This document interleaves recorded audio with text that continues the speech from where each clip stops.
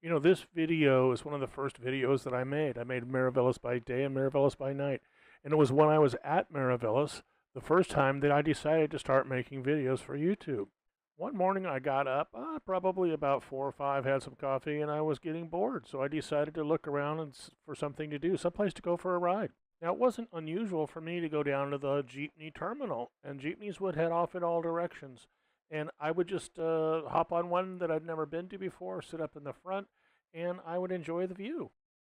By this time, I'd actually ridden round trips on every jeepney that took off from that terminal. I would just go to the end of the destination, turn around, come back. It's kind of like a miniature road trip. I left home early, well, before I was 17 and I was emancipated, and I would just head out for all points unknown. And this was kind of like that, satisfying the wanderlust. Now, a few days before, I think I'd taken a jeepney to Dinalupian, which was kind of out there in the Bataan Peninsula. And while I was there, I saw some buses going to Mariveles. So when I got home that afternoon, I looked up Mariveles, and it was down at the very tip of Bataan Peninsula. Now, I remember in history, there was the Bataan Peninsula, the Bataan Death March, and that type of thing that I always heard about. But I didn't realize until I was looking that it was that close to actually where I live. So what I did is I went down to the jeepney terminal, figured, oh, I'll hop on a jeepney, I'll go to Dinalupian, then I'll hop on another jeepney, which will take me to Mariveles. So I was talking to one of the guys there who's pretty knowledgeable. He said, I'll just get on this jeepney, ride to the highway, have them let you off in Guagua there, and then when the bus comes by, it'll say Mariveles on it. Just stick out your hand, the bus will pull over and pick you up. So that's what I did. So when I was riding on the buses or in the jeepneys, I'd get in kind of a zone just by watching all the scenery come by. It's all very different than San Diego, all different than anywhere I'd been in America. So I would still get these little feelings of culture shock, but I'd get in this kind of a zone as I was sitting on the bus watching the scenery go by. And it's the same kind of feeling I would get when I'm laying on the beach and everything is just right with the world. Kind of like meditating, I guess. A few hours later, there we were at Mariveles, at the end of the line. So I started walking around, mainly along the bay there. And I got down to a place, and there was this little pier that went out. And as I was walking out to the pier, the last house before the end of the pier, this guy says, hey, hello, how are you? What are you doing? I went over and was talking to him, and it turns out his father was the mayor of Mariveles there when the Japanese came in World War II. Now, I didn't realize when I went to Mariveles that that was the final ending point where the battle for Bataan had ended and they all surrendered. So we got to talking, and he was telling me about the history and what happened to the people. A lot of them went up into the mountains to avoid the Japanese. So basically, I ended up getting a history lesson on Mariveles and the battle for Bataan. I think that morning maybe I brought 1,000 pesos with me, and I needed to get back because I didn't have enough money to spend the night. So I went back and got on a bus and headed back to my area because in Porac, the jeepney stopped running at 6 or 6:30. On my way back, I was wondering about Mariveles and all the little towns and everything along there in Bataan. As I was on the bus riding, I was watching along out the window, and I could see these markers. The markers were 0 km where it started, 2 km, 5 km, 7 km, and so on. These were markers at how many kilometers that point was along the way to Camp O'Donnell, which was the final destination of the Bataan Death March. It occurred to me that this highway that I was on, I had been on many times. I didn't realize this highway was actually the path that death march took.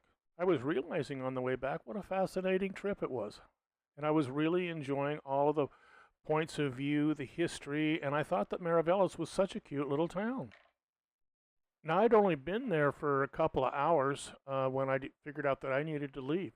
So I decided I was going to go home, do a little research, and then come back and make a video of Mariveles. You know, when I came to the Philippines, my idea was not to sit around and watch TV, which is all I could afford to do in San Diego. From a young age, say 16 or 17, when I left home in America, wanderlust was like one of my internal driving forces. I remember the feelings of just being so happy that I was out and about, looking at all these new sights. I was honestly feeling like a kid again. I was feeling like warm and fuzzy with a smile on my face. I was excited. Wasn't the same as maybe doing a road trip through the Olympic Peninsula in Washington or the mountains in Oregon or the desert Southwest in California. This was the Philippines. This was a half a world away, thousands and thousands of miles, not the West Coast. This was such a very simple little thing, but it was one of the biggest adventures I'd had in a long time. I couldn't even afford a road trip in America anymore, and here I was in this amazing, beautiful country. It's not like feeling like I was a kid again. It's having those feelings I haven't had since I was a kid. I think in a lot of ways, experiences that I've been having here, this particular experience, for example, is feelings of excitement, adventure, and those kinds of things that I just didn't feel I was capable of. Kind of like Christmas morning, I don't get up and I'm not excited like I was as a kid because I don't believe in Santa Claus. But here I am feeling the feelings of excitement in this new area, exploring, talking to people. One out of every two or three people speaks English. I'm not with a tour. I'm not on a guided tour. I'm by myself. I'm cruising through this brand new country that I've come to. I started to realize that there's a lot of emotions like a first crush that I just assumed could never happen again.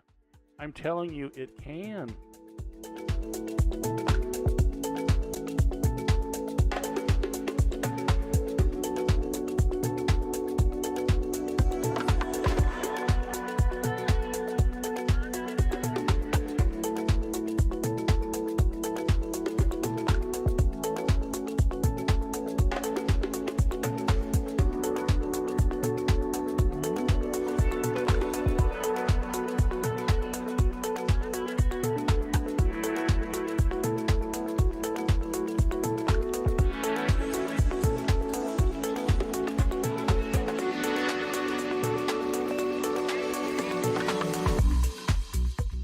The point of this video is that I was living on my Social Security, I was building a house, I was on a tight budget, and I still had time and I still had cash reserves to do this as an adventure. I think the 2-day trip, including hotels, meals, and transportation, probably ran me $60 to $70. The point of this video is about an adventure I had. I did it on the spur of the moment. I did it with very little money. There's all the talk about you can't live on less than $2,000 a month. You may be surviving, but you're not living. I disagree.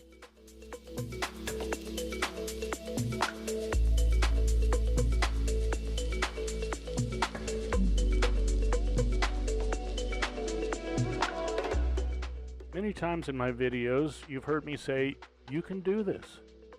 That morning, I was just bored and decided I was going to go do something. I got up, I walked to the road, I stuck out my hand, kind of like you're waving with a question in school.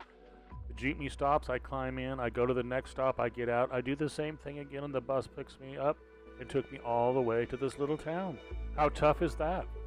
Now, if you're sitting at home watching this, whether you're in the Philippines or at home in America somewhere, this could be any given day. Just another day in your life here. So many times in my life, starting probably in my 20s somewhere, I thought my best days were behind me.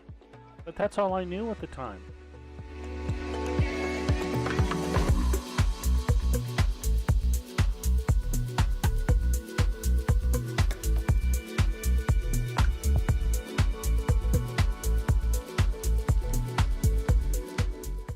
I didn't get here on a winning streak, but I feel like I've been on a winning streak since I got here. I knew before I stopped working when I was going to retire, and I delayed that 2 years, that I would have to find somewhere else to live. I was 67 when I retired. I was doing heavy work, I couldn't continue that, and I didn't want to spend the rest of my life saying welcome to McDonald's. I had to leave. I knew I had to leave. What was it going to be, Slab City or the Philippines?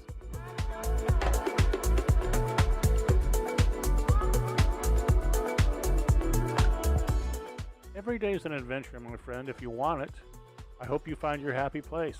Let me know if I can help.